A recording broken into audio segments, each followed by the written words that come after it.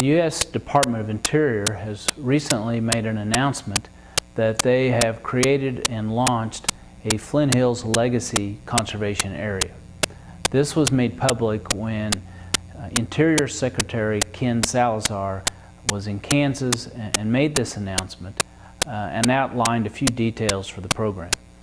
The program will be administered by the U.S. Fish and Wildlife Service, and the goal is to preserve or conserve over 1 million acres of the Flint Hills in Kansas over many years in the future.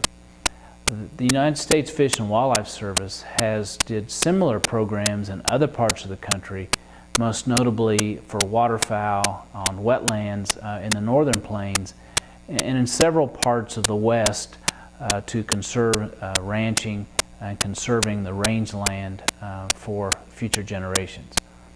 The way the program will work is that it'll be a voluntary opportunity for landowners who want to sell a perpetual conservation easement on their land and sell that to the U.S. Fish and Wildlife Service. The conservation easements are a fairly new tool in this part of the country, become increasingly popular in recent years.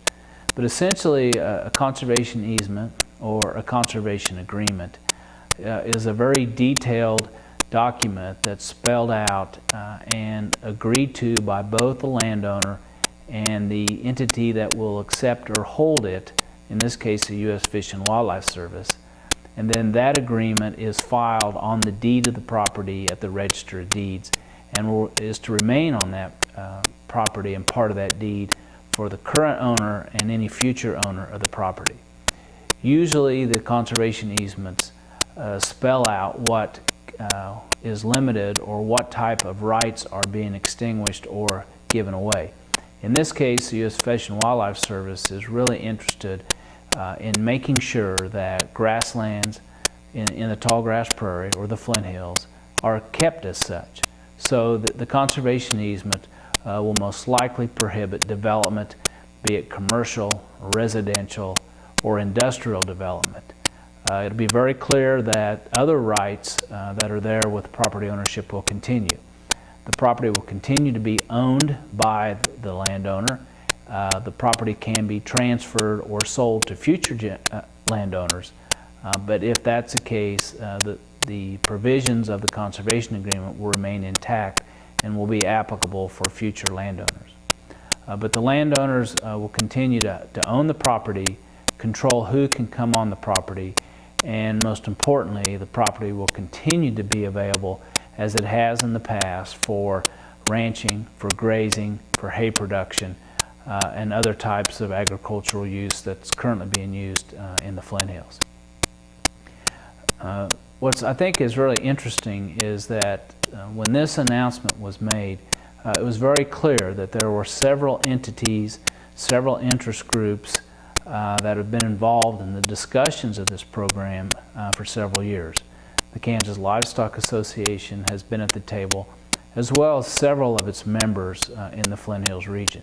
But this included wildlife conservation groups, private groups, also some state and federal officials, all with the desire to keep the Flint Hills intact, to keep it as working grasslands.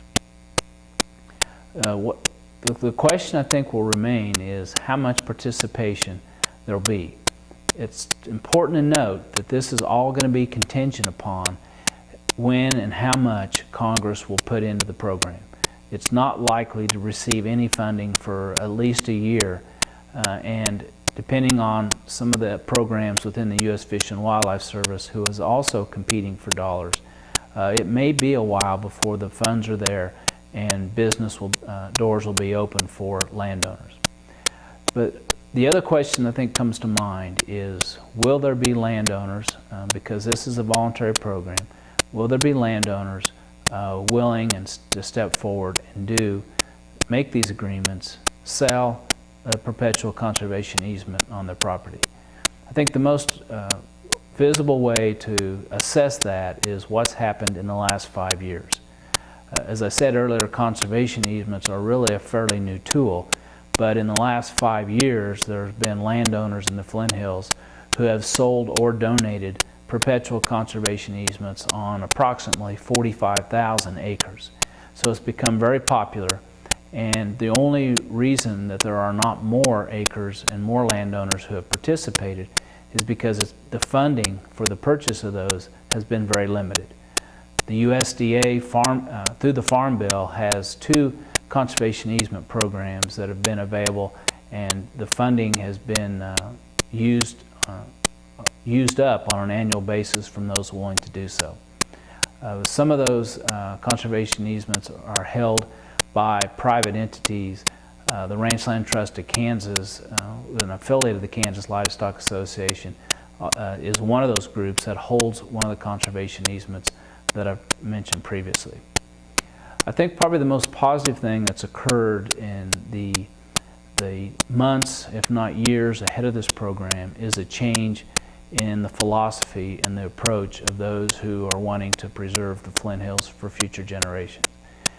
Probably 30 years or more, the thought by those in the environmental community was that the federal government needed to buy the land, buy large tracts of land, whether landowners were willing to do so or not. There seems to be now a change in philosophy that what's kept the Flint Hills intact and kept it as a very rare and special ecological area of the United States is that it's been held by private hands, used primarily for grazing, and managed in a very sustainable way. And that's what these conservation easements will continue to do. If for those who want to do it, they'll be able to reap some of the financial benefits of the development rights, but continue to own their property and manage it as they have in the past. We'll look forward to seeing how much participation there'll be and how Congress will step forward with the funding.